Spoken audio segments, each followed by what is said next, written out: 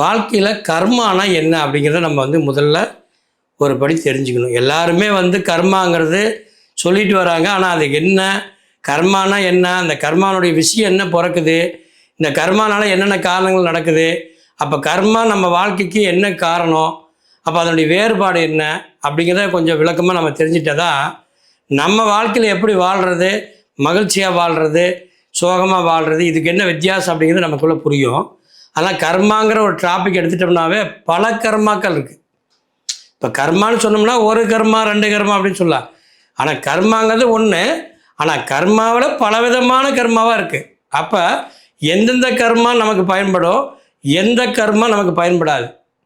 அப்போ எந்த கர்மாவை நம்ம பயன்படுத்தலாம், எந்த கர்மா பயன்படுத்தக்கூடாது, இதையும் நம்ம புரிஞ்சுக்கணும்.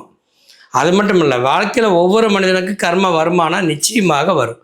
கர்மா இல்லாத இந்த வாழ்க்கை மனித பிறவி இல்லை.